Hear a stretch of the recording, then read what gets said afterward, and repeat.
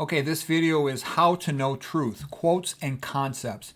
And where this stuff with all these quotes arose from was, I had a real nice social life and well-rounded life all through senior high school, and then I went to college at Stanford, and I was kind of real socially isolated. I pretty much just wrestled and studied, didn't do a whole lot more than that, and studied biology, did a lot of nature stuff. I was considered being a field biologist. Anyways, then when I came home, my family would tease me a lot about being socially awkward and almost a little Asperger autistic, okay? And so part of what I did in response to that was I noticed that no one really cared about all these scientific things I was interested in, but they loved, talking jokes, and I wanted to be a better speaker and stuff. So I started to memorize quotes and jokes, and I collected them ever since that time. And I've got like over 4,000 pages of quotes, and I got tons of jokes too. But anyways, as far as quotes here, I had them organized in categories as well as alphabetized. I wrote a book about quotes, only about 800 pages long, a couple of years ago.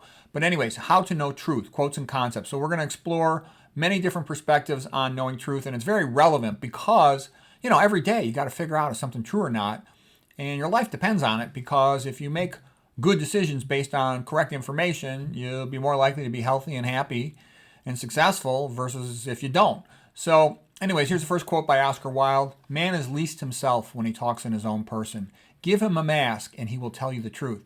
So that's a reason why I think it's good that all these people have these like fake names on the internet, because if they use it to do good things and to tell the truth about something. On the other hand, if they're bad and they're being nasty or dishonest, trolling and all that, you can always block them from the YouTube channel, from Facebook, from whatever the social media site is. But on the other hand, you're more likely to hear people say honest stuff if they feel more comfortable saying it.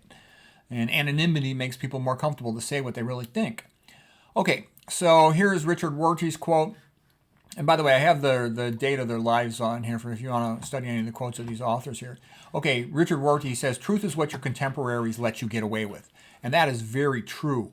For example, as a doctor, there's lots of things I can't really say to you. People would be offended if I said them to you. But I tell you as much as I can and try to help you as best I can. Truth is found in the emergent synthesis that reconciles the thesis and the antithesis, the thesis and the antithesis. So that's the Hegelian dialect, the idea of one person has a thesis, the first idea or explanation for something, the second person has the antithesis, antithesis, and you can combine them into a new synthesis. And that's sort of the ideal of thinking and learning, that you can put the two old ways of viewing something and combine them together into a new third way that's better. But in reality, a lot of times it's one or the other. And that comes out of Kierkegaard, yes or no. And basically he says you're either pregnant or you're not pregnant. And things like that. So in life we often have to decide and choose. Okay, here's a quote by Nietzsche.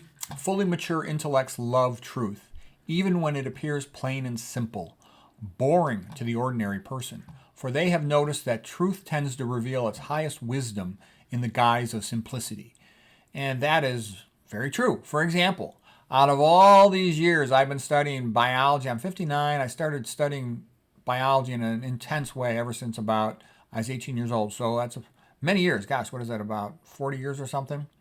So anyways, I can tell you the most valuable thing I ever learned in all of med school, residency, and post-residency, post-fellowship, all that stuff, was human beings are designed to eat starch. And I would also say fruits. So as simple as that is, and that's why that's another reason why I think McDougall's the best of nutrition doctors, is because he gave a coherent method and rationale for everything, okay? I think I've gone way beyond what he does in terms of biochemistry, molecular biology, and all that. But McDougall, man, he put it all together in a coherent framework, and he's got incredible clinical experience. He's been doing that, ever since he was a young guy. And all the testimonials on his website, all the newsletters, I think that's all great, okay? So anyways, the next thing, he kind of talks, though, at the level of a patient, an average patient, get out of your fatness and misery, whereas I'm more like trying to take, the smart people to their maximum potential. So our points of view are very complementary, I think. Okay, next we're going to talk a little bit, what does Aristotle have to say about the truth? Oh, first of all, Abelard. Abelard was a great Aristotelian philosopher of the Middle Ages. Him and Thomas Aquinas were the two great minds of the Middle Ages, I think. Okay, so Abelard says, by doubting we are led to question, and by questioning we arrive at the truth. The key to increasing knowledge is persistent questioning. Questioning is the beginning of wisdom. Yeah, so you should be skeptical. Smart people are skeptical. The average chump believes what they hear. They believe, oh, this expert's from some fancy university or something. I got news for you. A lot of times, the fancier the university or the foundation, the more likely they're BSing you, okay? I've been in a lot of those places. Most modern so-called experts are just phonies, and they're just advertising something for some company. So being skeptical is in your best interest for your knowledge, your wisdom, your health, etc. Okay, Aristotle now. The highest activity of man is the pursuit of truth. The life of intellect is most pleasant and the best life, because it is the intellect which is unique about man. The greatest of all pleasures is the pleasure of learning and contemplation, because it is continuous and enduring. Unlike the other pleasures, it does not wax and wane. Yeah, you can enjoy reading and thinking and intelligent conversations all day long, watching nice videos all day long, versus other pleasures like eating and the other fun things we do, they don't last that long. Okay? Aristotle continues. Poetry, or we'll say story, like the Iliad and the Odyssey, for example, the Greek plays, is more worthy of serious attention than is history. History treats particular facts. Poetry is concerned with universal truths. History only tells us what has been. Poetry tells us how things ought to be. And I first became aware of this quote from reading Ayn Rand, and she makes this point as well about Aristotle. That's the idea of it gives a person something to aspire to. Well, I can be great like such and such a person was in this play or this story. And that's a guiding light to focus your energy in your life, and it really will help you. A lot of times history is written in sort of a mundane, dull way of just dates and stuff and battles and all that. And it's so anyways, there's a lot to be learned from history, but a good novel and story like, Les Miserables, The Great Man, Jean Valjean, okay, Christmas Carol, The Redemption of Scrooge, Fyodor Dostoevsky, the sort of wonderful person in Alyosha, for example. All those things we really learn from them. Okay, the proof that you know something is that you could teach it. Yep, teaching it is how you learn it better. And okay, courage is the first of the human qualities because it is the quality which guarantees the others. Yep, this is all Aristotle, by the way. Yeah, if a person's too much of a chicken, then they can't do anything. Aristotle continues, the high-minded man must care more for truth than for what people think. And then here's one I love by Aristotle. And this is how Aristotle gets you to think. He says, when we think in pictures. We speculate in pictures. And I thought, wow, what a interesting thing to say. Again, you think about it, it totally makes sense. Look about your dog. Your dog knows you. It knows your personality. It knows your mood. It knows your habits. Your dog doesn't have words, but it figures that all out. And therefore, it seems reasonable that humans think in pictures too, most likely. I think we do. And therefore, we should teach with pictures. And the picture's even better when you put it into a story form. And just think about the Middle Ages, all the illiterate peasants. They learned Christianity from looking at the pictures and the stories along the walls painted in the Catholic churches and cathedrals. And here's this guy, Karen Egan and Gillian Judson from Imagination and the Engaged Learner, where they talk about the benefit of fairy tales and other stories. A story makes it easier to remember the topic. And the story tells a student how to feel or think about the topic. So the bottom line is, the best teaching is seeing pictures in a coherent, plausible story. Then everything makes sense and we learn it faster. And so a lot of effort should be put into, how do we help people to learn faster and how do they help themselves to learn faster? Okay, now we're going to talk about Socrates and Plato briefly on the topic of truth. This comes primarily from this book by Arthur Herman called The Light in the Cave. I've read a ton of stuff about the ancient Greeks. This is the best book ever written on the ancient Greeks called The Light in the Cave. And basically the cave alludes to Plato's allegory about the cave. And the light, you can think of it as being Socrates or even better, Aristotle, showing people a way out of the cave, up into the light. Okay, so here he goes. Arthur Herman's writing. The Socratic method entails thorough questioning and applying reason to the answers. Later, Plato elaborated the method into a formal procedure called the dialectic. The dialectic is in effect our ticket out of the cave. When one tries to get at what each thing is in itself, Plato has Socrates say in the Republic, by asking the inconvenient questions and sifting through the answers and relying on reason without any aid from the senses, then he has mastered the dialectic. Okay, so the question and answer method of working to the truth. He will stand at the summit of the intellectual realm, just like the man who stood on the mountaintop after escaping from the cave and saw the sun, and he will see the good in itself. By an act of pure thought, he will know the truth, and he will be prepared to act on it. He will be ready to change the world in the light of the truth, and a higher reality. So that's good stuff. Escaping from the cave and teaching people and helping people. Truth on Plato's terms is reserved for the tiny minority of those trained in the rigors of the dialectic, and to those who are ready to make the same arduous climb up out of the cave. Okay, and so that's, like I said, it's also a book about the whole history of Western civilization, continually comparing the perspective of Plato, which is somewhat collectivist, versus that of Aristotle, which much more promoted individualism.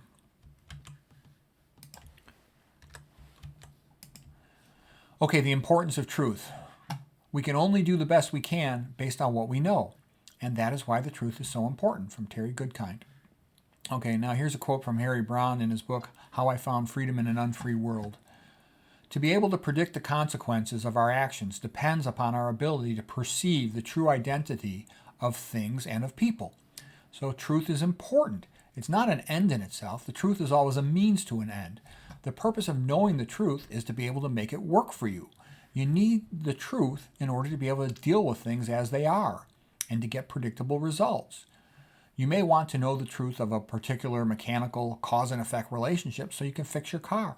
The principle is always the same. You want the truth so you can use it to produce a consequence that you want. Truth is information that leads to predictable results. The test to be applied to an idea is, does it work? Okay?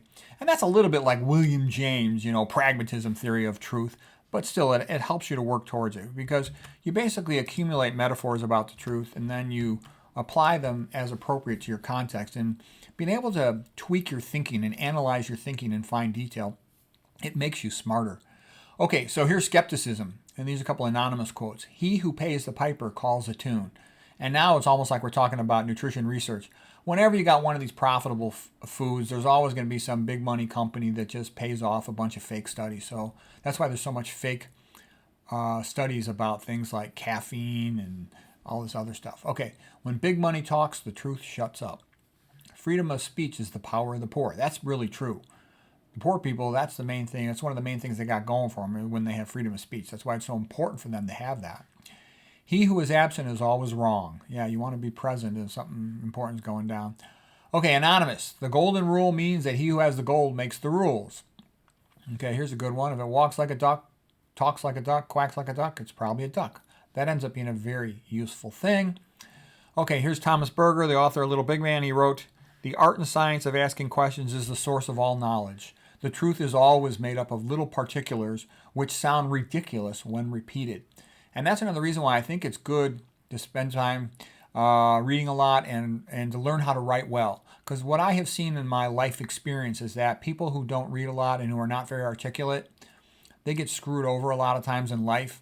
And they simply don't have the verbal skills or the practice of thinking skills to articulate their situation. Even though they've been treated unfairly, they just can't articulate it or write it well enough that they just get screwed over. Okay?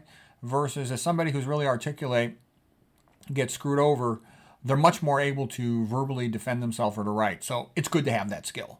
Plus, a person who learns how to speak and write well, they're going to be better able to tell jokes and make other people laugh and have fun with that. So it's highly worthwhile to develop one's verbal skills, and it's easy to do. Just listen to an audiobook when you're driving instead of listening to beat music. And if you want to listen, okay, we're not going to get into all that. All right, let's go some more on skepticism. Skepticism, not cleanliness, is next to godliness. Okay, this is coming from Jerry Spence. This guy was like a genius lawyer, and he wrote a really good book about speaking. He's good. Okay, so anyways, Jerry Spence continues. Skepticism is the father of freedom. It is the pry that holds open the door to let the truth slip in. To be credible, you must tell the truth, because this has the power of spontaneity, which is the key that unlocks the door of the listener, because it is honest.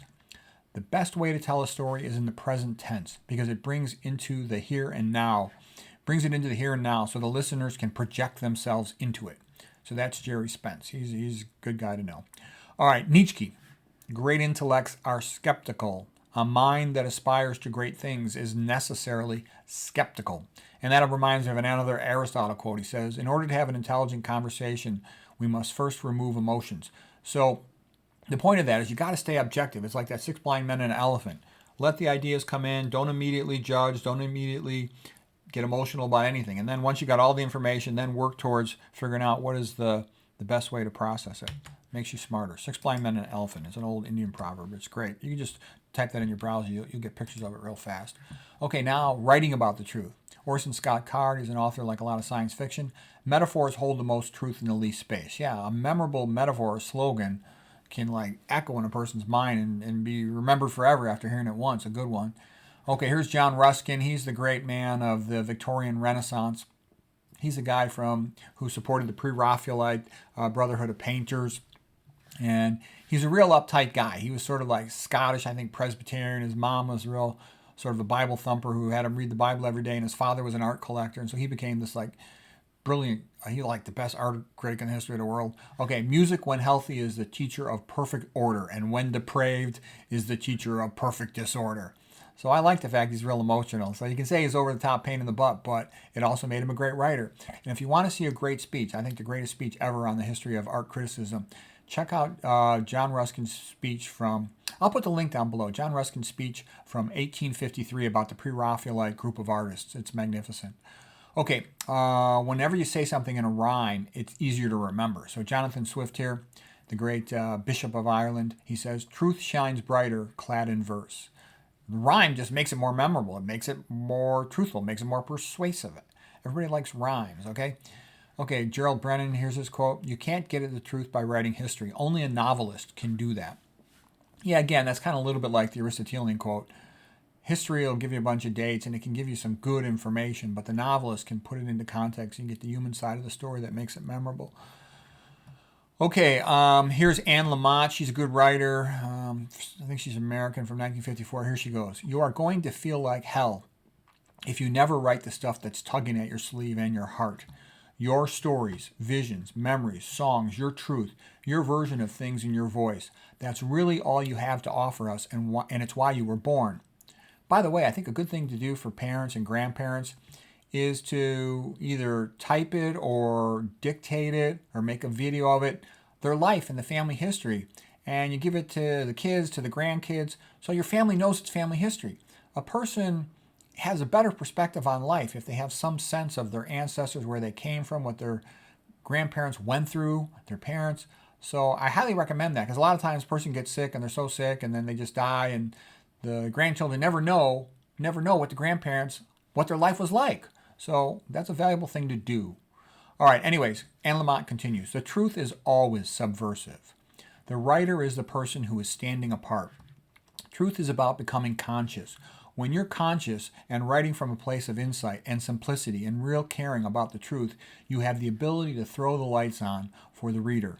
He or she will recognize his or her life and truth in what you say, in the pictures you have painted, and this decreases the sense of isolation that which we have all had too much of. Okay, it's a great quote by Anne Lamott, and that reminds me very much of Ralph Waldo Emerson when he said, "When we speak that which is most deep and personal of ourselves, other people find that the most true and universal." So that's also like Beethoven, an artist is someone who's learned to trust himself. So all of those things resonate for producing, good, useful things to say. All right, Anne Lamott continues. Write straight into the emotional center of things. Write towards vulnerability. Risk being unliked. Good writing is about telling the truth. The truth seems to want expression. Your anger and damage and grief are a way to tell the truth.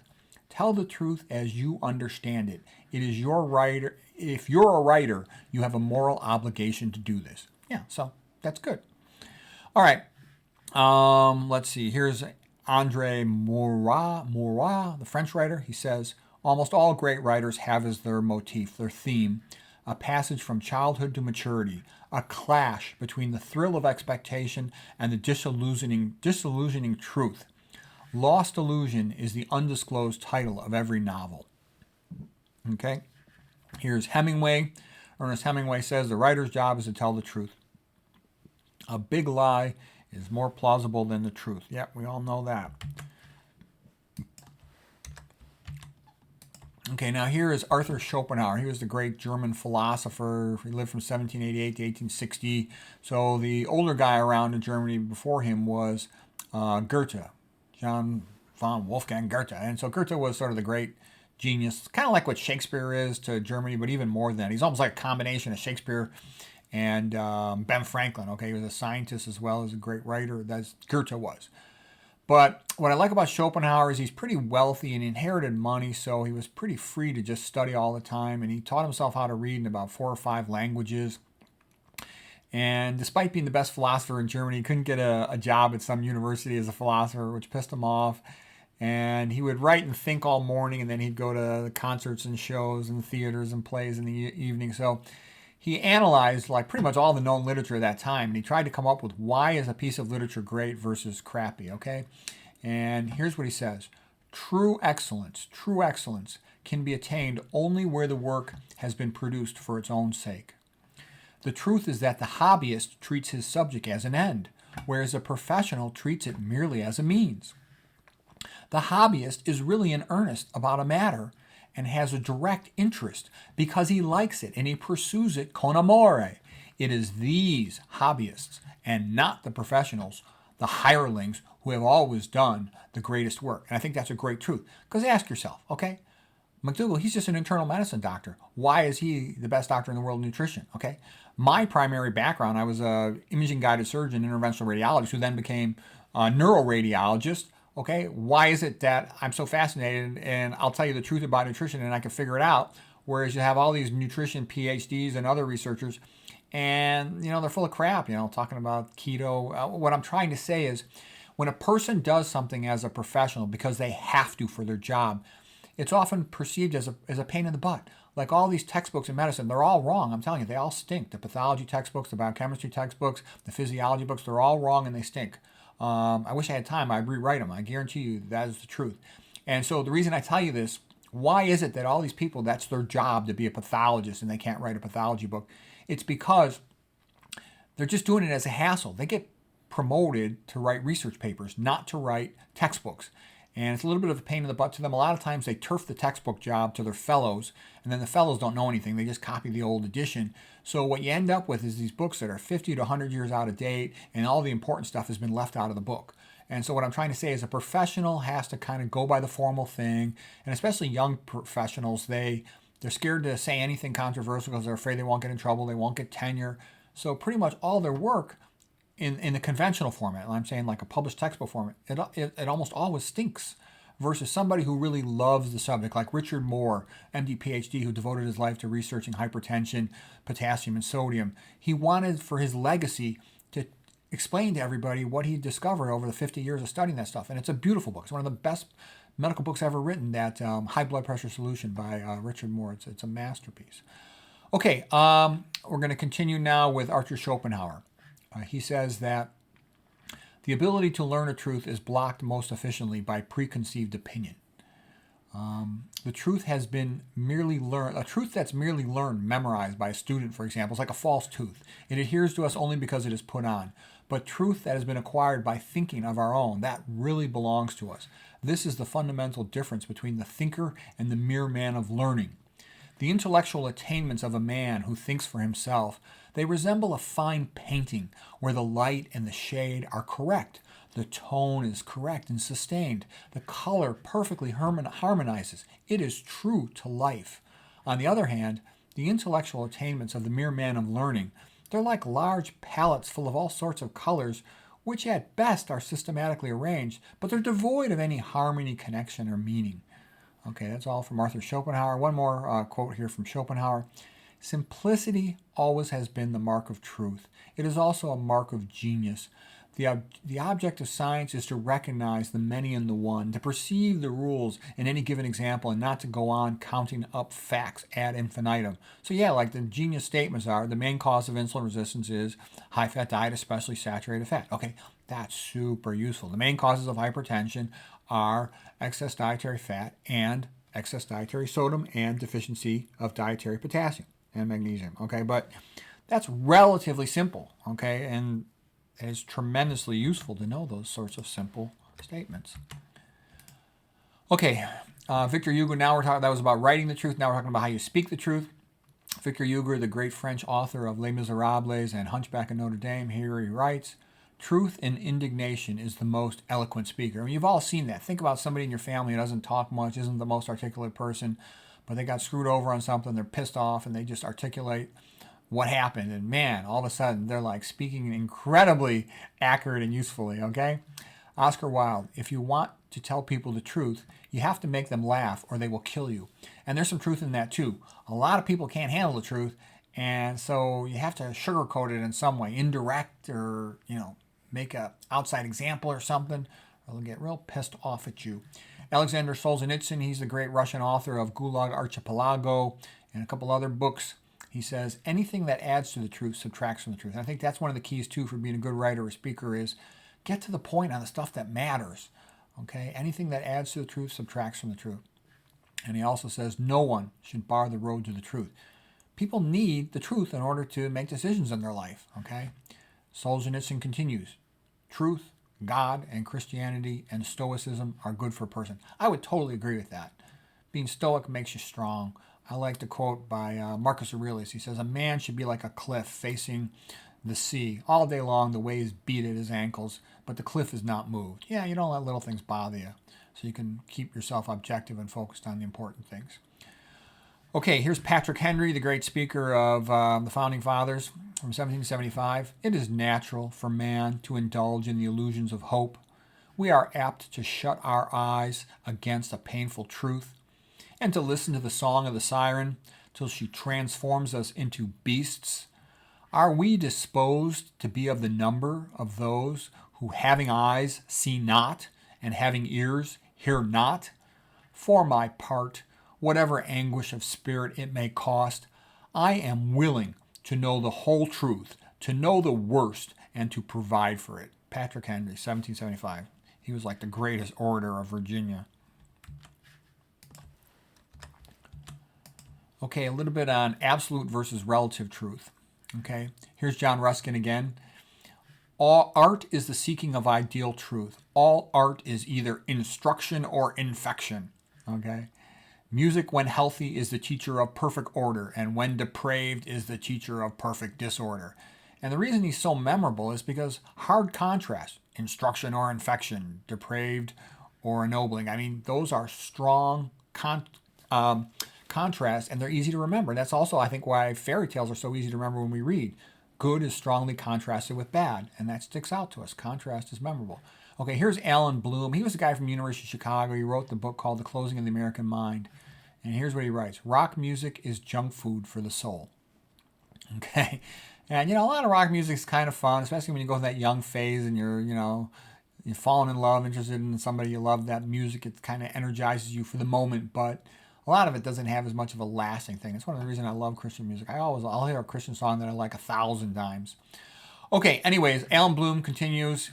The essence of philosophy is the abandonment of all authority in favor of individual human reason. And by the way, his book, The Closing of the American Mind, is a great book. It really is. There is one thing a professor can be absolutely certain of. Almost every student entering the university believes, or says he believes, that the truth is relative. Students in this country are being intellectually maimed by the relativism in our classrooms. Because we have rejected moral absolutes, the curriculum has no central reference point to revolve around and no foundation upon which to rest. Yeah, I think that's a disaster. The humanities are much more important than people realize. They'll teach you how to think. They'll teach you how to be articulate, how to write, how to speak well. And we're going to come back to that point, but that's part, I think, of being a well-rounded scholar. And like the greatest scientists and doctors, they have the ability to speak and articulate clearly, and I think that improves what they can do and how they can, teach and do other good things and communicate. Solomon Asch did a lot of research, and one of the things he studied was people's conformity. And what he found was that if you sit a bunch of people at a table, and let's say there's, 10 people, and 9 out of 10 are working with the researchers, and the 10th person's just by themselves, whatever the other 9 people say, most people will agree, even if it's something stupid, 2 plus 2 equals 5, something like that almost. And what he said was the majority of people are very conformist. They'll go against what they know to be the truth, even what they know to be good and right. They'll even be cruel towards other people just to be conformist and fit in with the group. So the sad truth of that is Just like we've got herbivore physiology in our gut for digestion and our metabolism, most people tend to think like a herbivore. The middle of the pack is a safe place to be. And they'll go along with the crowd, just following orders, all that nonsense. And unfortunately, that leads to a lot of bad things happening. So if you know somebody who's behaving that way, you can talk to them, help them to sort of snap out of it. But unfortunately, that's all too common in human behavior. Okay, here's Michael Crichton. He was a great author. He wrote books like Jurassic Park and Next and a bunch of other good stuff. The guy was a genius. I liked him. I really like everything his I could get my hands on. So anyways, perceiving the truth has always been a challenge to mankind, but in the disinformation age, it takes on a special urgency.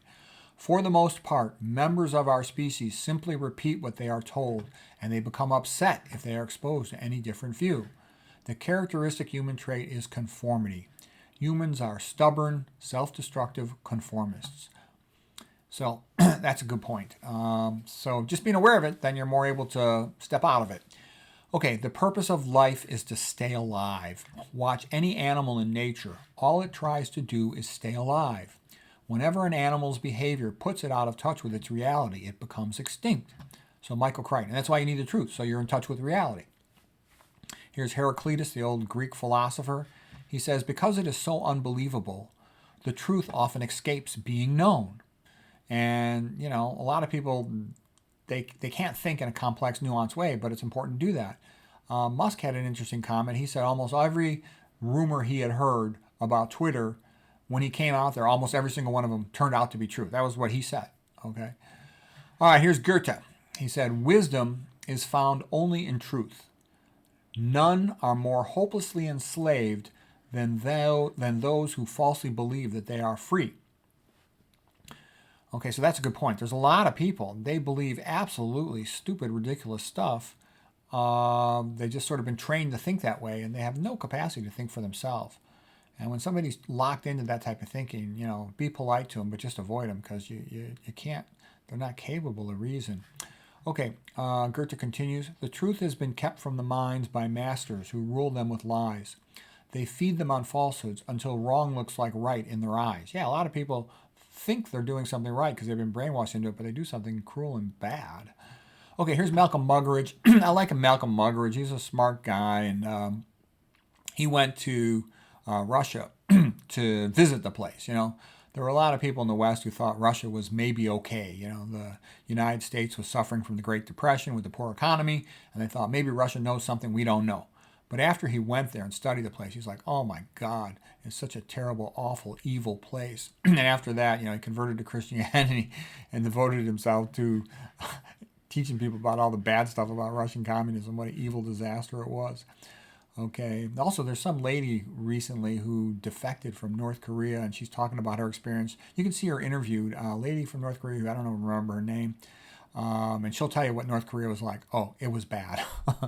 It's worse than you could believe. Okay, Malcolm Muggeridge, here's what he has to say. It has been said that when human beings stop believing in God, they believe in nothing. But it's worse than that. They believe in anything. Yeah, you can see that just, study current events, and that's pretty obvious. Okay, truth and free speech. This one's from Henri Amiel. Truth is only violated by lies. It may be equally outraged by silence. Philosophy means the complete liberty of the mind. It loves only one thing, truth. Yeah, a lot of times, in a sense, people lie by being silent. They know the truth is different than what's being sort of publicly announced, but they're too scared to talk, or they just know socially it's not in their best interest to talk. And, society's better off if people talk more. Sometimes you got to use your judgment, of course, but it's good that people talk with each other about things that they see going on, help each other. Here we go, Charles Bradlaugh, okay, the Englishman. He says, without free speech, no search for truth is possible. Without free speech, progress is checked, and the nations no longer march forward toward a nobler life. Better a 1,000-fold abuse of free speech than the denial of free speech. I think that's a great quote. Better a 1,000-fold abuse of free speech than a denial of free speech. The abuse dies in a day, but the denial stays for life, the life of the people, and it entombs hope. Yeah, you got to have free speech, or how else can you figure out what's the truth about stuff? And you have to be allowed to say things that are controversial and contradict the official narrative, because otherwise you can't get to the truth on things. A lot of times the initial perspective on a topic is wrong, and you have to be able to work past that if you want to make good decisions. So here's Carl Sagan. He's a guy who, used to talk about the cosmos, and a lot of stuff he said was actually naive and incorrect, but he meant well in terms of his idea about scientific method. Here's what he has to say. A central lesson of science is that to understand complex issues, or even simple ones, we must free our minds of dogma and to guarantee the freedom to publish, to contradict, and to experiment. Arguments from authority are unacceptable. I find that funny, though, because he kind of claimed himself to be an expert and an authority, but nevertheless, it's still well phrased. The suppression of uncomfortable ideas is not the path to knowledge, and there's no place for it in the endeavor of science. We do not know beforehand where insights will arise from. Finding the occasional straw of truth awash in the great ocean of confusion and bamboozle requires intelligence, vigilance, dedication, and courage. So that's Carl Sagan. And he was married to a lady, really feisty, great scientist. What was her name? Lynn Margulis. And she's the one who sort of figured out the symbiotic method of mitochondrial incorporation into other bigger bacteria like archaea and, the development of the eukaryote cell. So anyways, that's a Carl Sagan quote. I got one more from Carl Sagan. We live in a society exquisitely dependent on science and technology, in which hardly anyone knows anything about science and technology. This is a clear prescription for disaster. Okay. All right, a little more on truth and free speech. This quote is from J. Robert Oppenheimer. There must be no barriers for freedom of inquiry. There is no place for dogma in science. The scientist is free and must be free to ask any question, to doubt any assertion, to speak for any evidence, to correct any errors. Yeah, people should be allowed to talk freely about nutrition and health and all this stuff and be able to contradict the standard of care ideas because a lot of times they're wrong. Okay, here's a couple quotes from Voltaire. And Voltaire was a genius. He's sort of a pain in the ass in a lot of ways, but he was a genius. I think some of his ideas led to the French Revolution, which I think was a disaster. But on the other hand, he did also do a lot of good things. So here's Voltaire, first quote. I am very fond of the truth, but not at all fond of martyrdom. Voltaire continues, to announce truth is an infallible method of being persecuted. And then Voltaire says, I want my doctor to believe in God so that he does not rob me. Okay. So that's actually kind of a big statement because Voltaire was associated with Diderot and the Philosophes who wrote the great Encyclopedia of France there. And the problem, though, is, these really brilliant philosophers, they can create their own moral code and aesthetic and behave reasonably well. But most regular people can't if they don't have some metaphysic guide taught to them. And Will Durant wrote about this, and he said, basically, if you want people to be moral, you have to teach them religion. If you're going to teach them religion, you have to teach them when they're young. And if they don't have the whole framework, like a heaven and hell context, etc., it's hard for them to understand morality. So that's what we're getting into a sidetrack with that, but that's interesting stuff. Will Durant wrote this really interesting book. It's really the history of France, and the Enlightenment, so-called Enlightenment, centered around Voltaire. I enjoyed it. I went through all the Will Durant history books. I thought they were entertaining and they were good. All right, now here's a quote from Max Wertheimer. He's a Gestalt psychologist. He says, science is rooted in the will to truth. With the will to truth, it stands or falls. Lower the standard even slightly, and science becomes diseased at the core. Not only science, but man. The will to truth, pure and unadulterated, is among the essential conditions of his existence. If the standard is compromised, he easily becomes a kind of tragic caricature of himself. So that's Max Wertheimer. And that's a big statement. The reason, and what that reminds me of course, is look at the research done by pharmacology companies. It stinks, okay? It's a joke. They spent $500 billion researching cancer, and they barely made any improvement since 1970 in 50 years.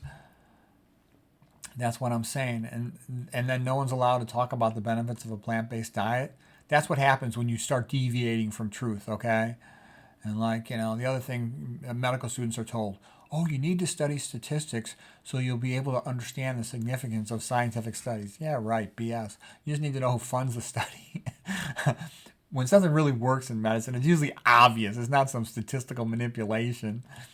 All right, Edwin Percy Whipple, here's what he has to say. Few dare to announce an unwelcome truth.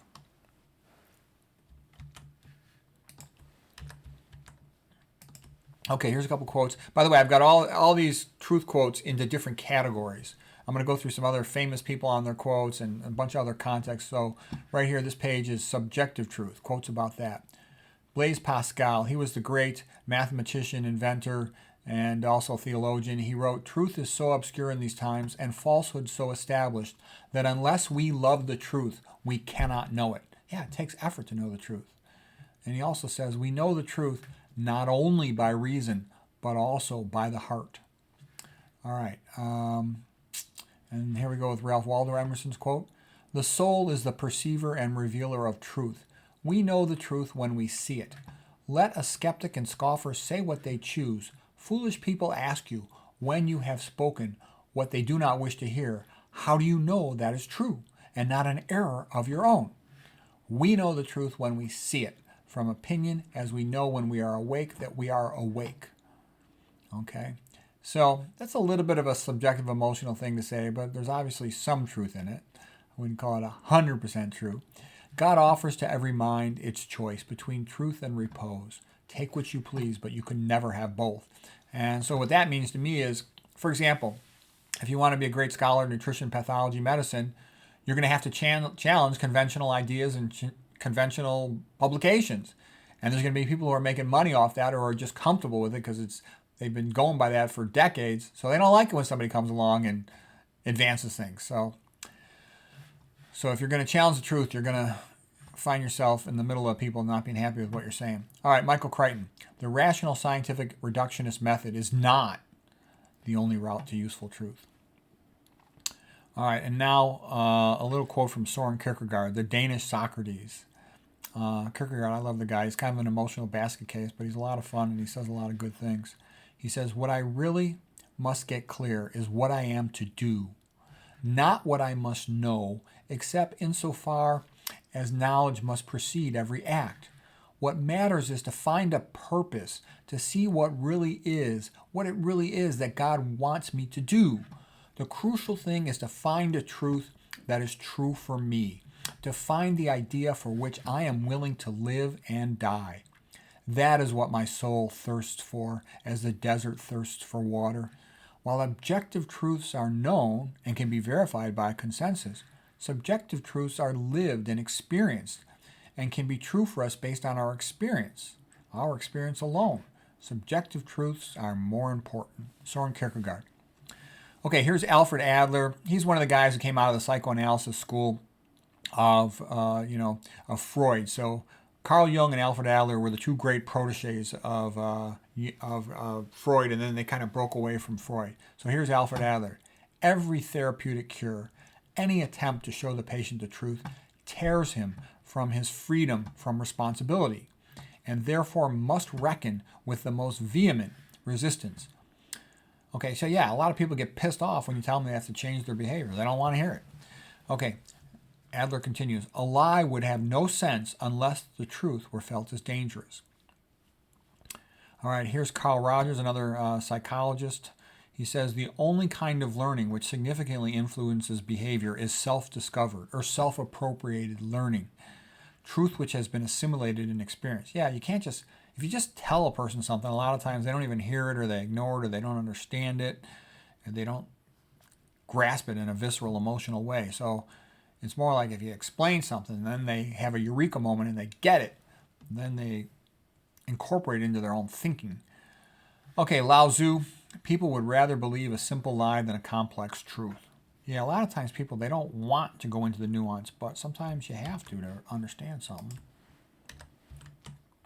Okay, Truth in Medicine. And here's a quote by Kelly Brogan. She's a real famous psychiatrist. She's an Irish-Italian lady, real feisty. She's real pretty. It's a little bit crazy. She's the one at her website. She had herself pole dancing. I thought, oh my God, this beautiful lady psychiatrist pole dancing. I thought that was funny. But she's actually very smart. She went to MIT. Okay, she actually trained with that guy Nick Gonzalez, which is kind of a clever, strange guy with all his autonomic nervous system publications. But I thought he was pretty interesting. So anyways, here's Kelly Brogan talking. the psychiatrist. Before I stopped prescribing, I never cured a single patient, not one. Now I cure people every week in my practice. Depression is not a disease. Depression is a symptom. She herself fell into a vortex of endless prescription medication. I think she got sick postpartum for a while. She says the system creates patients, people who are otherwise healthy, and they just need to recalibrate their bodies using some simple lifestyle interventions, which mostly, focus around diet. This idea that medications create a neurotransmitter imbalance is so universally accepted that no one bothers to question it or even to research it. 6 decades of study have never shown a link between a low serotonin or norepinephrine level and depression. The serotonin theory of depression is a myth. We really have no idea what's going on. That's an amazing thing for a doctor to admit. We really have no idea what's going on. We can't measure serotonin in a living brain yet. We like to cling to simple explanations. The truth is that we have very little idea about what these medications are actually doing. There is no free lunch with medication treatment. Medications lead to a whack-a-mole game of new problems. Yeah, you treat the medicine, the new side effect pops up, and then you treat that with a new medicine. So anyway, she wrote a pretty good book about psychiatry and stuff. She's written a couple of them.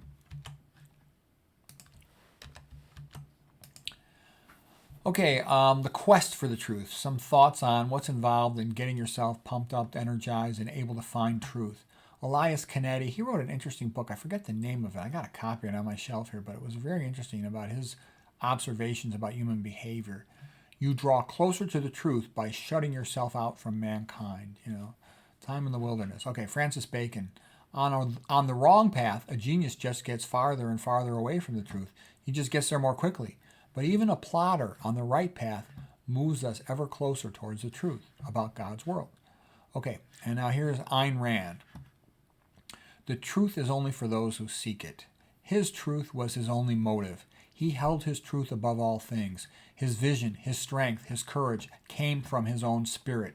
It is the secret of their creative power, that it was self-sufficient, self-motivated, self-generated. He had lived for himself.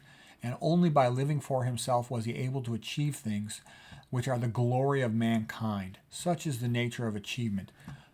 Okay, so anyways, Ayn Rand said that her entire focus as a writer was to show mankind the ideal of what they could be. So to put forth the idea of the great inventor, innovator, and whatnot, and that came out of her own childhood. She was born in Russia, and the whole takeover there by the Bolsheviks, destroyed her father's business. And people are all starving and dying. And then she comes to the United States and she sees the skyscrapers in the big cities. And she's like, oh my God, this is the best country ever existed in the history of the world.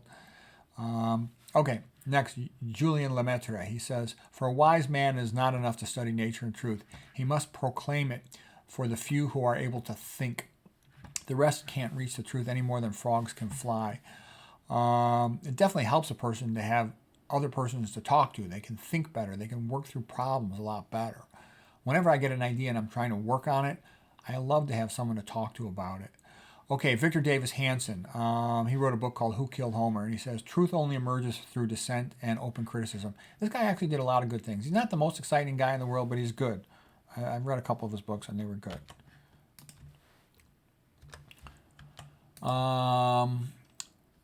Let's see, miscellaneous truths. All right, let's go. Herbert Agar. He says the truth which makes men free is for the most part the truth which they don't want to hear. Robert Pearson. He's the guy who wrote Zen and the Art of Motorcycle Maintenance, which is a great book. He says the truth knocks on the door and you say, "Go away. I'm looking for the truth." So the truth goes away. Puzzling. Okay, William Birnbach. He says the truth is not the truth until people believe you. Yeah, I've had that experience. It's hard to get people to believe you. People will believe an authority figure, sort of a well-known so-called expert, even when they're obviously full of crap. And then if someone who's not known tells them something, they just won't believe it. But anyways, he says, and they won't listen unless you're interesting, imaginative, and fresh. You got to say the right thing in such a way that people feel it in their gut, because if they don't feel it in their gut, in an emotional way, nothing will happen. And I would basically say what I see on the internet is if somebody's promoting profitable food, coffee, tea, or some other nonsense, they'll get tons of views and they'll be promoted, versus somebody who's telling people boring stuff, be a low-fat vegan. No one, it doesn't get promoted at all. So what actually works is boring. There's no glamour. There's no money in it. Okay, Balthasar Gracian, he says, the truth is generally seen and rarely heard. Yeah, a lot of times you'll see and you'll viscerally know what the real deal is, but no one's going to talk about it. Okay, Arnold Toynbee, The Great History, he said, mythology is an intuitive form of apprehending and expressing universal truth. Yeah, it's one thing. You want to spend some time, spend time, look at the Greek plays. They're amazingly good. Yeah, like read Antigone, okay? Read Oedipus Rex, or just, the storybooks or commentary on them. It's all great. Amazing how much great stuff came out of Athens in the early 400s there. Okay, Alfred North Whitehead. It is rigid dogma that destroys the truth. Yeah, watch out for that. The other thing I've noticed too is what I've seen through my years at all the different university fancy places I've been is that a lot of times the phonies are real polite and professional, and they never say anything interesting. They never do anything interesting. And the really bright ones, they're more sort of quirky, and they're more likely to say something that pisses other people off or other people think is rude, but that's just how it is because they're talking freely and openly. They're thinking out loud, versus the bullshit artists, they sort of hide behind mainstream mentality. Okay, Bertrand Russell, here's a quote by him. The resistance to a new idea is increased by the square of its importance. Yeah, so nobody's going to give you too much grief if you criticize aspirin because there's no money. There's not much money in an aspirin, okay? But if you criticize some profitable thing, chemotherapy, open heart surgery, they don't like that, okay?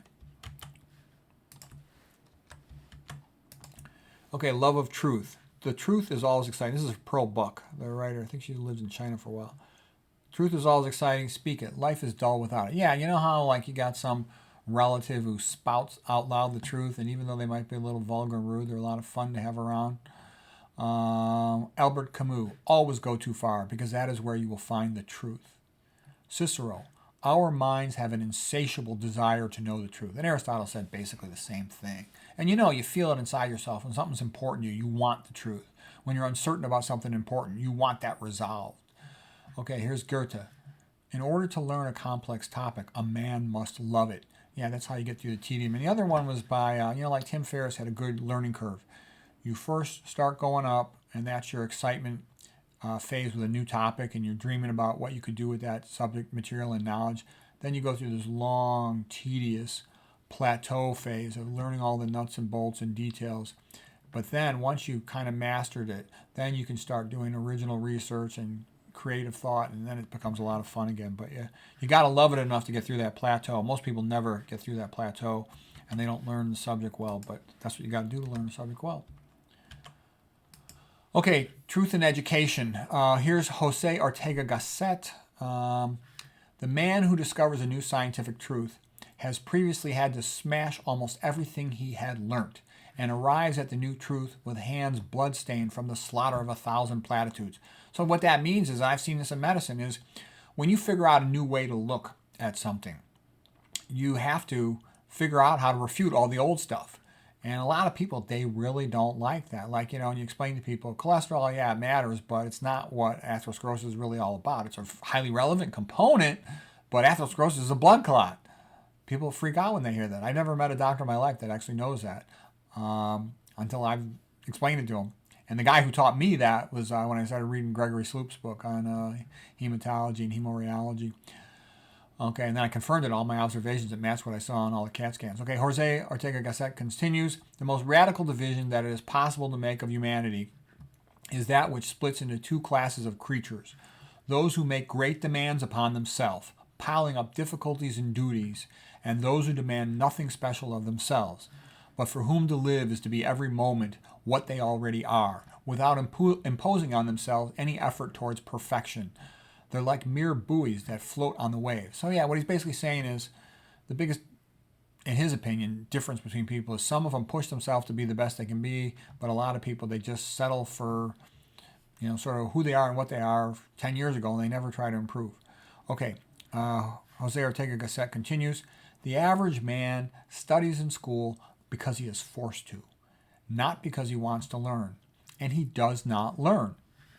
And so the enormous gap continues to grow between the genuine cultural knowledge of mankind and that of the average man. The root structural heritage of modern scientists and culture is not learned by the average man. And so, underneath the superficial veneer of modernity, the average man remains an uncultured barbarian, prone to violence, and this has led to humanity's return to barbarism. Okay, that's coming from Jose Ortega y Gasset, and his essay is on studying some lessons in metaphysics. And then he continues, the mass of people crushes beneath it everything that is different, everything that is excellent, everything of the individual, qualified and select. I never like crowds. Like you go to a concert, it's so loud it makes you deaf, and there's all these people falling all over the place. Defending the truth. Ralph Waldo Emerson here. Talent working with joy in the cause of a universal truth lifts the possessor to a new power. Yeah, if you're enthusiastic about something, you'll learn it faster, better. Wherever the truth is injured, defend it. Yeah, people should do that. Wherever the truth is injured, defend it. When somebody tries to tell you modern art is good, you should tell them, a child could do that. That's a bunch of crap. Because if you allow yourself to continually be chumped, you end up not being able to think very well. Okay, Ralph Waldo Emerson continues, no man fully understands the truth until he has contended against it. The finest and noblest ground on which people can live is the truth. Yeah, think about it. The people you like, you're honest with each other. Okay, that's the way to be. Montaigne, I speak the truth, not my fill of it, but as much as I dare speak. And I dare do so a little more as I grow old.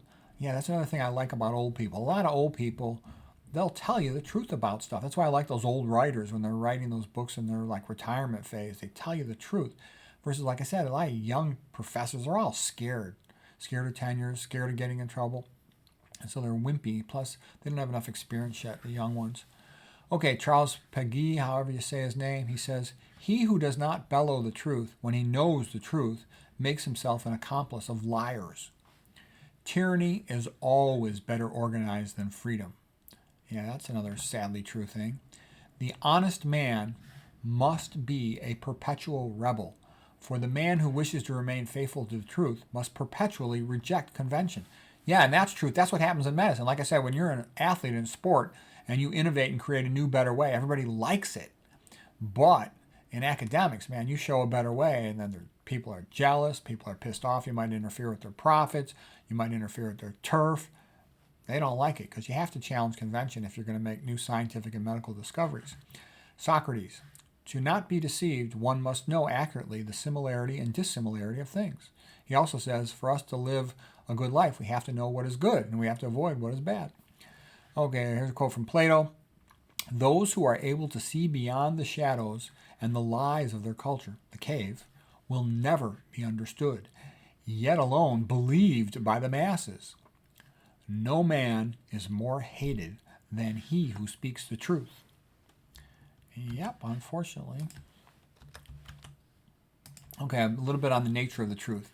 The scientist knows very well that he is approaching ultimate truth only in an asymptotic curve, meaning that you get close to it, but you never fully get 100% to the truth. And he is barred from ever reaching it completely. But at the same time, he is proudly aware of being indeed able to determine whether a statement is nearer or less near to approaching the truth. That's from Konrad Lorenz. He did all that stuff about imprinting with animals. Okay, this is sort of, people telling the truth are more likely to say I. They'll put themselves into it. When they're lying, they're more likely to distance themselves from it, be anonymous from it. Okay, that's anonymous. Okay, here's Thomas Macaulay. The doctrine of all sects is simply this. I am right and you are wrong. When you are stronger, you ought to tolerate me, for it is your duty to tolerate the truth. But when I am stronger, I shall persecute you, for it is my duty to persecute error. So he's talking about how a lot of groups can be unfair. He's certainly seen that historically, like the way the British treated the Irish. Sir Walter Scott, without courage, there cannot be truth. George Bernard Shaw, all great truths begin as blasphemies. Okay, now, first a quote by H.L. Mencken. He was sort of the American writer-scholar, and then John Stuart Mill. Okay, so H.L. Mencken says, most people want security in this world, not liberty. The whole world has little liking for the habitual truth-teller and truth-seeker. He is always unpopular, and not infrequently his unpopularity is so excessive that it endangers his life. Run your eye back over the list of martyrs, lay and clerical. 9/10 of them you will find stood accused of nothing worse than an honest effort to find out and announce the truth. H.L. Mencken. Kind of scary there. Okay, John Stuart Mill. He who only knows his side of the case knows little of that. The most incessant occupation of the human intellect throughout life is the ascertainment of truth. The test of real and vigorous thinking, the thinking which ascertains truth instead of dreaming dreams, is successful application to practice. Everything must be free to be written and published without restraint. It is only through a clash of adverse opinions that the remainder of the truth has any chance of being supplied. The only way in which a human being can make some approach to knowing the whole of a subject is by hearing what can be said about it by persons of every point of view, of every variety of opinion, and studying all modes in which it can be looked upon by every character of mind. All ideas need to be heard, because each idea contains within it one aspect of the truth. By examining that aspect, we add to our own idea of the truth. And even ideas that have no truth in them whatsoever can still be useful, because by disproving them, we add support to our own ideas. Let's see. Okay, so here we go. John Stuart Mill continues. Every man who says frankly and fully what he thinks is doing a public service, and we should be grateful to him for challenging our most cherished opinions. John Stuart Mill. So John Stuart Mill was a brilliant guy. His father taught him how to speak Greek by the time he was like 5 years old, and he was a bright Englishman. And so what I like about him, he did write some excellent stuff on liberty and thinking and truth. What I don't like about him was he wanted truth for the Englishmen, the English aristocrats. He didn't want truth for the people of Ireland or the people of India. But anyways, he did write some good stuff on liberty. Okay, here's some words from Nietzsche. So he's the great German philosopher. Truth serves life. All great intellects are skeptical. A mind that aspires to great things is necessarily skeptical. Fully mature intellects love truth. We already did that one. All things are subject to interpretation. Which interpretation prevails at a given time is a function of power and not of truth, not necessarily of truth. Sometimes people don't want to hear the truth because they don't want their illusions destroyed. Young people love what is interesting and odd, no matter how true or false it is. More mature minds, they love what is interesting and odd about the truth. A fully mature intellect will finally love the truth, even when it is plain and simple, boring to the ordinary person, for they have noticed that truth tends to reveal itself in the highest wisdom in the guise of simplicity. Nietzsche continues, the surest way to corrupt a youth is to instruct him in higher esteem than those who think alike, that those who think alike are better than those who think differently. Yeah, that's what always is taught to kids in high school, to be conformists, and it makes them kind of intellectually weaker.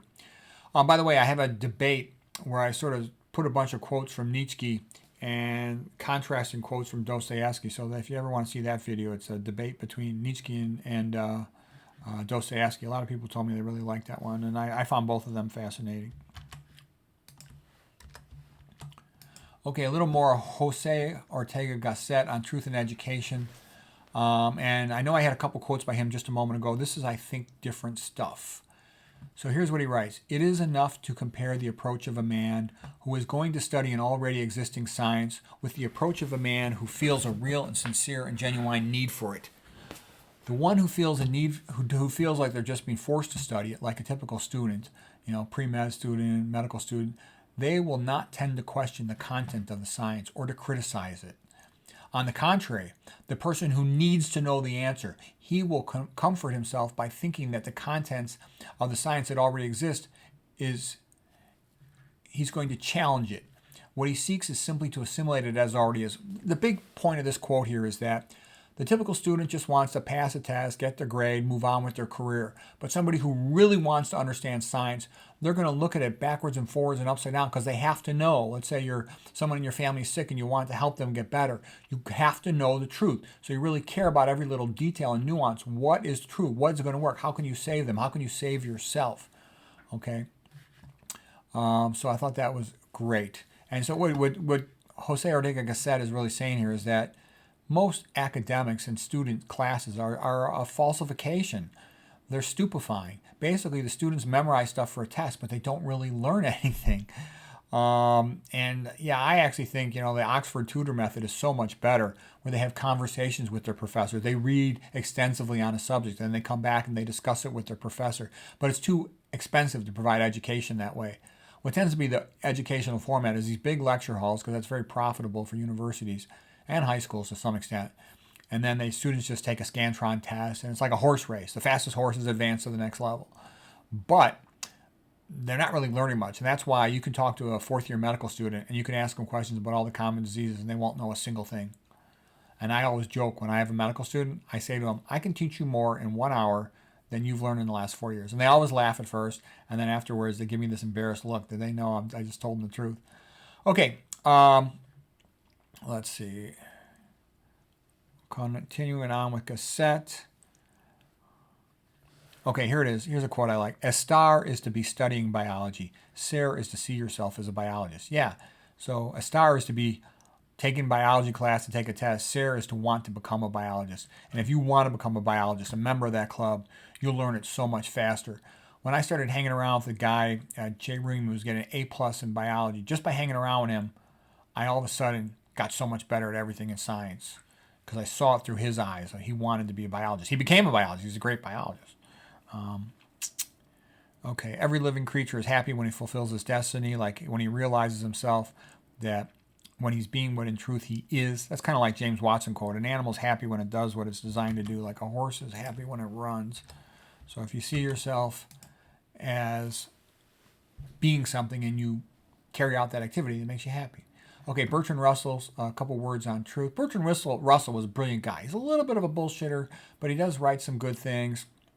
I think Ayn Rand called him sort of a modern David Hume, which she meant as a little bit of being a bullshitter. Ayn Rand, she loved Aristotle. Aristotle was the best, okay?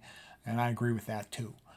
Okay, anyways, Bertrand Russell on truth. An inner voice speaks with absolute authority that no vain words can diminish, bidding us to follow truth though he slay us, though he blast the lives that we love, though he wither the flowers of joy and dry up with his parched breath the pleasant springs of happiness. In his service is courage. In his service only can the soul grow great. In his service only, that of truth, the shining lights are kindled on the mountaintop, by which far off in the plain humanity is guided in the night of fear and perplexity. Alone the priest of truth lives in the service of the generations to come, and keeps ever bright the sacred flame. Pity he may feel for those who dwell below, but fellowship only in the mystic communion of those who create and tend the lights which illumine the world. Okay, so basically Bertrand Russell just wrote a fancy poem about saying why he thinks philosophers and scientists and scholars, he likes them, okay? And I've noticed every field thinks its own field is the best one. That's partly why they went into it, but so the philosophers like Aristotle, Bertrand Russell, they think philosophers are the best men. But the funny thing is, look at the poet, Percy Bysshe Shelley. He said that countries should be ruled by poets because poets are the best. So every group always thinks it's the best. Like in medicine, there's a story that each field thinks its own field is the best one. Like let's say for treating cancer, the oncologist thinks they're the best, the radiation oncologist thinks they're best, the surgeon thinks they're the best. Okay, here's Charles Murray on truth, studying great achievements. He said, a totalitarian state effectively quashes human accomplishment in the arts and philosophy. They are only slightly less stifling in the sciences, and that is because they at least allow some enclaves of freedom and learning in the intellectual institutions where they want something done. These judgments are based on the Soviet, Chinese, Communist, and Eastern European records through the 20th century. The inventories are of only limited use because they typically end at 1950, when even those as young as 50 already had grown up for at least the first 18 years of their life in a non-communist government. It is worth noting that as of 1950, the Soviet Union had produced no significant figures in the visual arts who had not made their reputation before 1917. I think that's funny. So basically, if you look at the history of Russian literature and art, they had a lot of great writers in the 1800s. Look at Dostoevsky, Gogol, Pushkin, Tolstoy, okay, and then they stink in the 1900s. The only people who were worth a crap are the ones who criticize them, and that would be Boris Pasternak with Dr. Zhivago and Solzhenitsyn with Gulag Archipelago.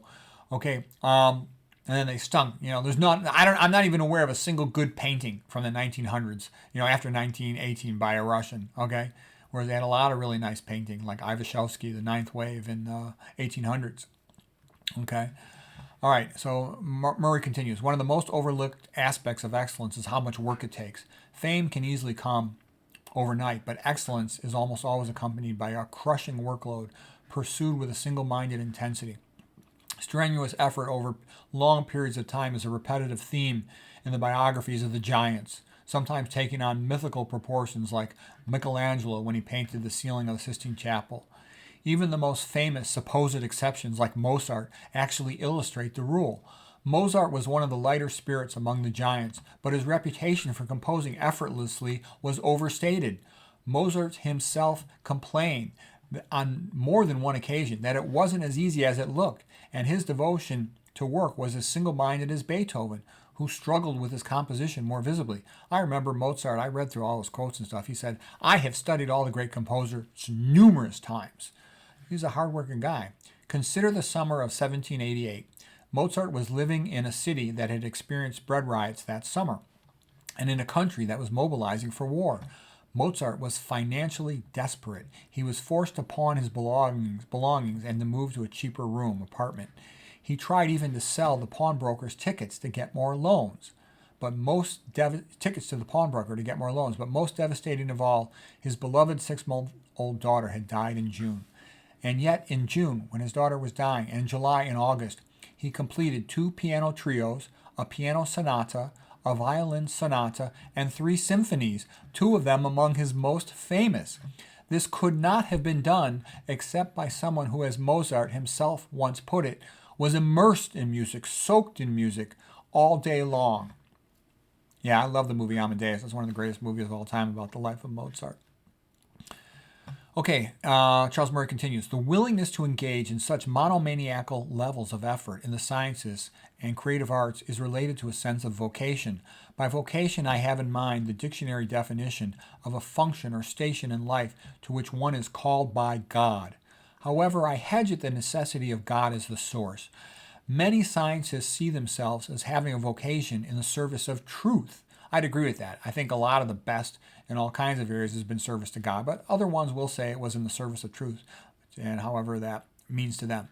Many other achievers see themselves as having a vocation without thinking about where it came from.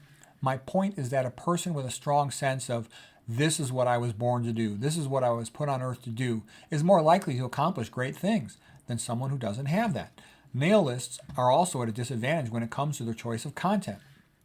Once again, I am talking about means and distributions for which there are individual exceptions. But even looking at those exceptions, coming at the beginning of a nihilistic period, you will see, for example, Friedrich Nietzsche, he wrote about the great theme of philosophy, as did Jean-Paul Sartre. They too had been struggling to bring down an edifice of the old Western way in Christianity.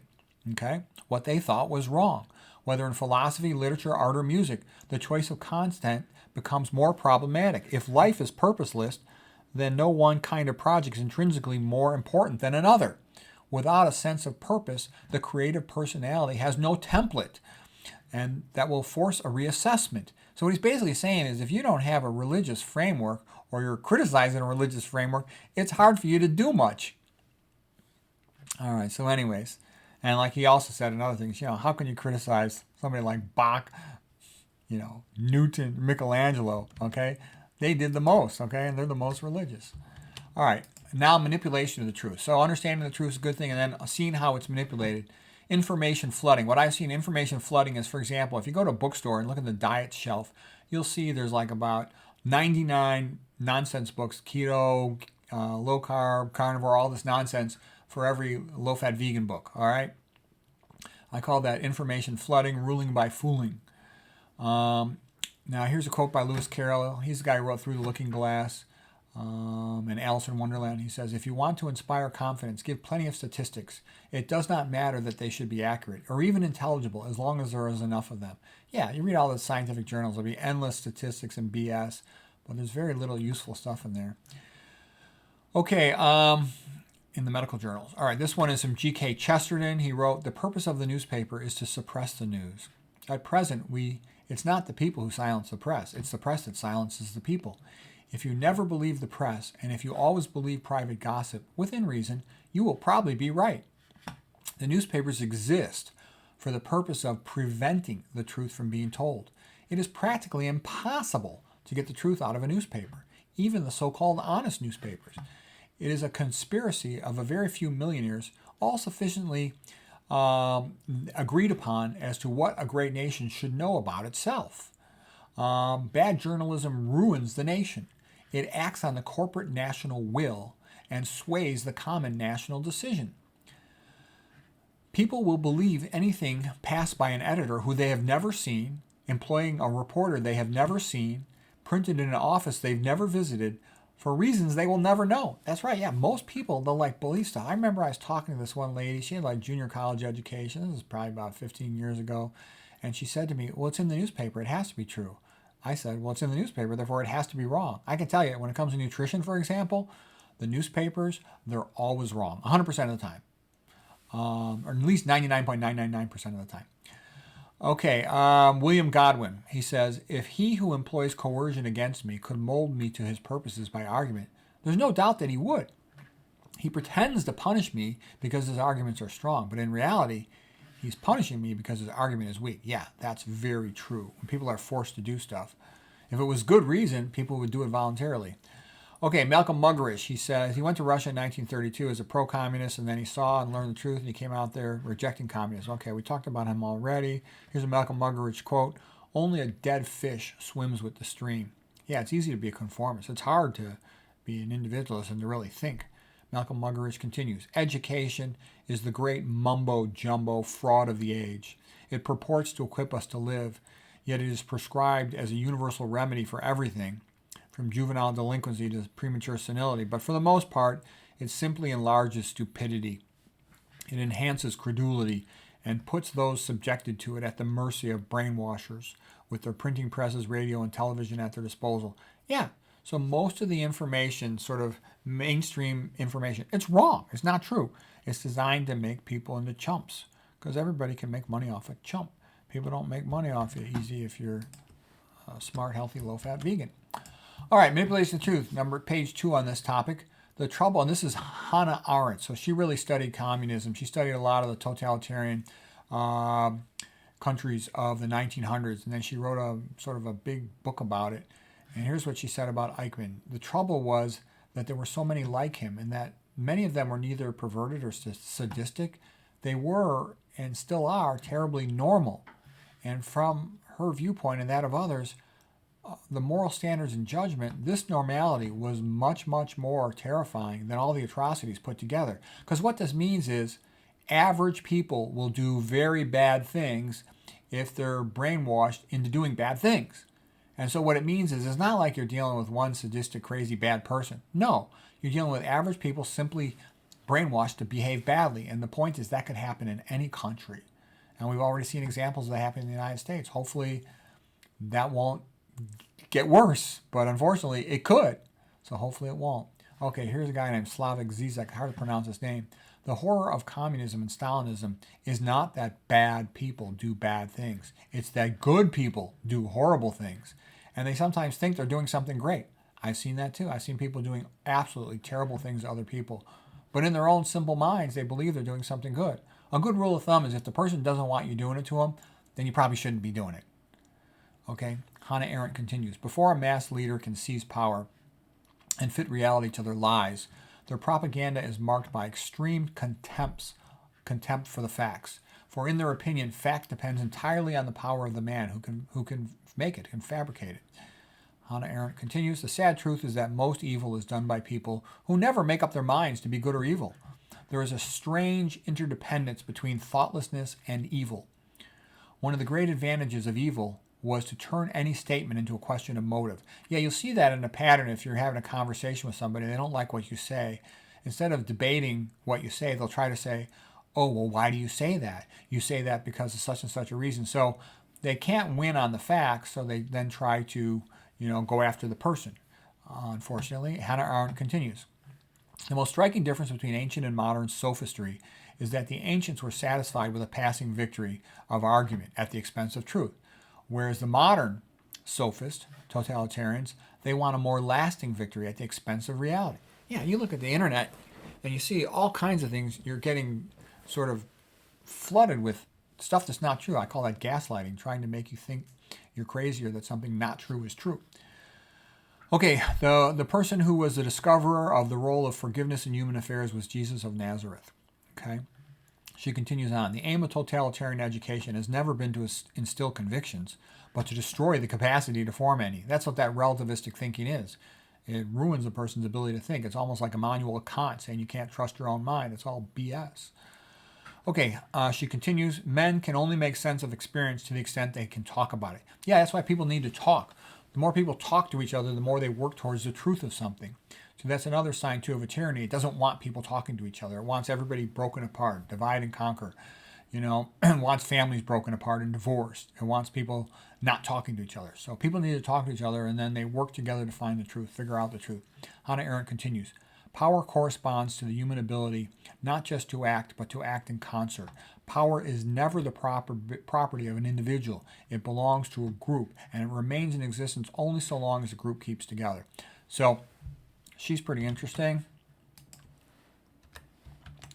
Okay, manipulation of the truth, page 3. I think this will be the last page on this, maybe one more. In times of universal deceit, speaking the truth is a revolutionary act. The further a society drifts from the truth, the more it will hate those who speak it. That's all coming from George Orwell, author of 1984. He was a brilliant guy. You study him and his I've read a couple biographies about him. He is really good. He was a brilliant guy, and his life totally led to him to his writing. If all records told the same tale, then the lie had passed into history and become the truth. He who controls the past, was the party slogan, controls the future. And he who controls the present controls the past. All that was needed was an unending series of victories over your own memory. Yeah, that's kind of scary. So that's why you don't want people rewriting the past. You want to know the past, the truth about it. Okay, Gustave Le Bon, he was a great advertising guy, and he wrote, an error crowned with prestige will be more powerful than the truth without prestige. The masses have never thirsted after truth. Whoever can supply them with illusions is easily their master, and whoever attempts to destroy their illusions is always their victim. So yeah, I like that. An error crowned with prestige.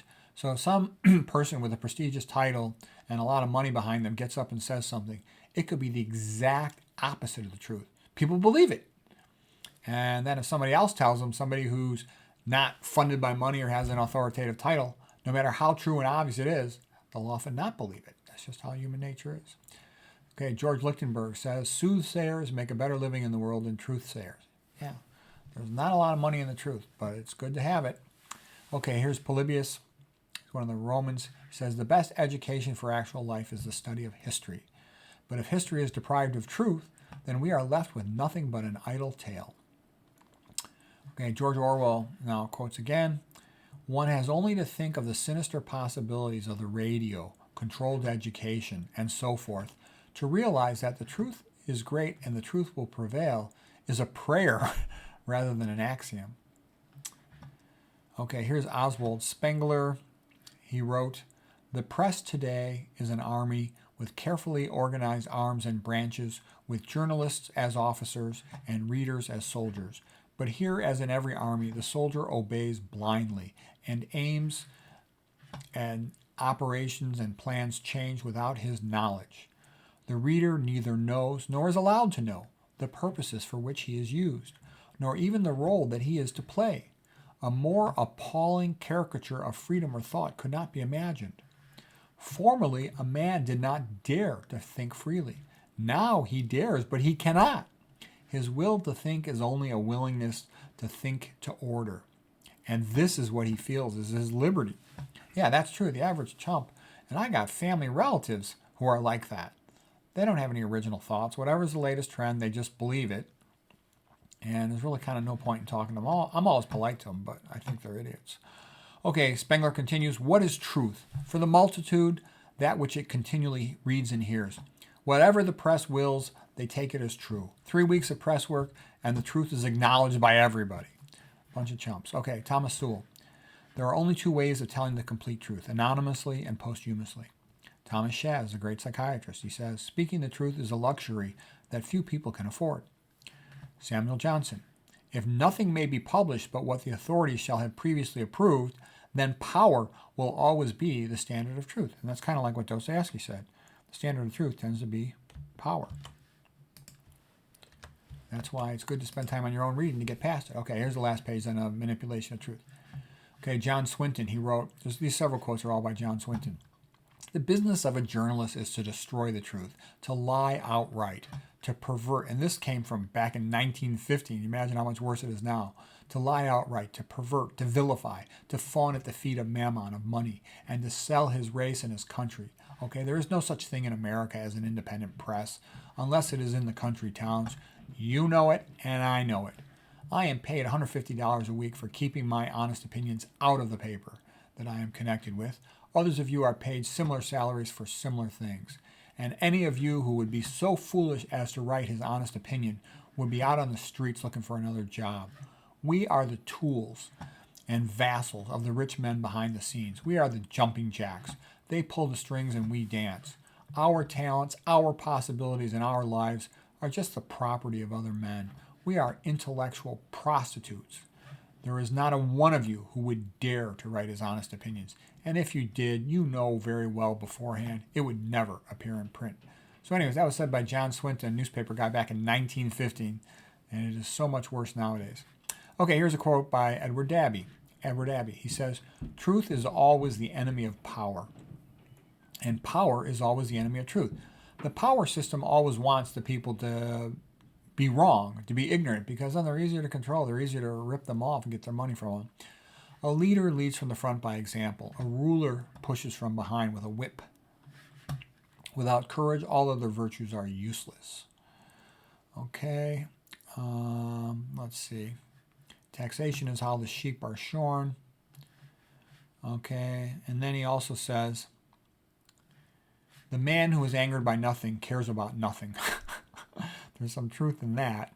The industrial way of life leads to industrial way of death. From Shiloh to Dachau to Stalin to Hiroshima, the great focus of technology has been the mass production of human corpses. And there's actually some sad truth in that. What I mean by that is, if you want to learn what makes a person healthy, it's been around since Adam and Eve.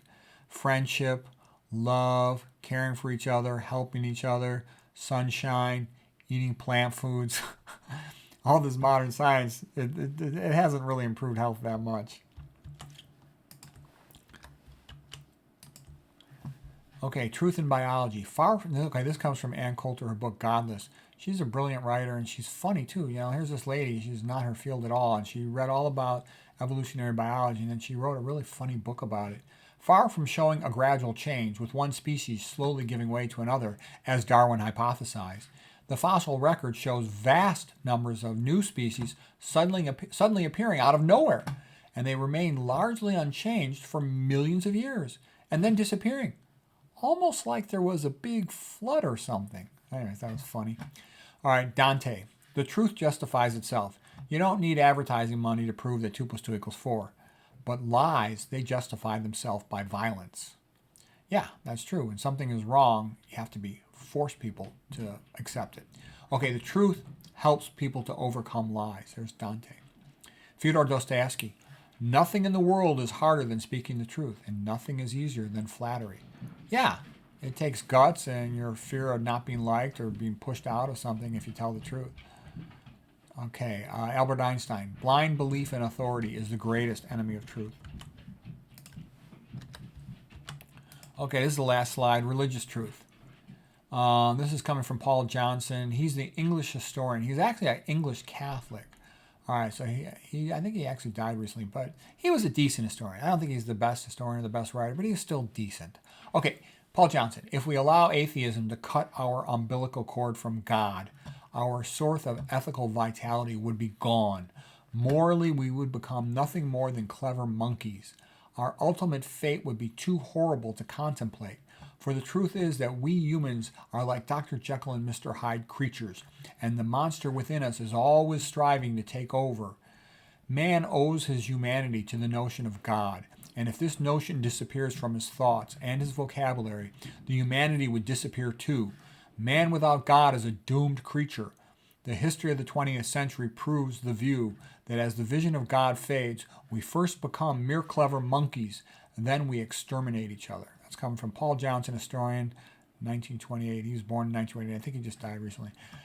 Okay, here's G.K. Chesterton again. The apostles might have hidden the body of Jesus in order to announce a sham miracle, but it is very difficult to imagine men being tortured and killed for the truth of a miracle which they knew to be a sham.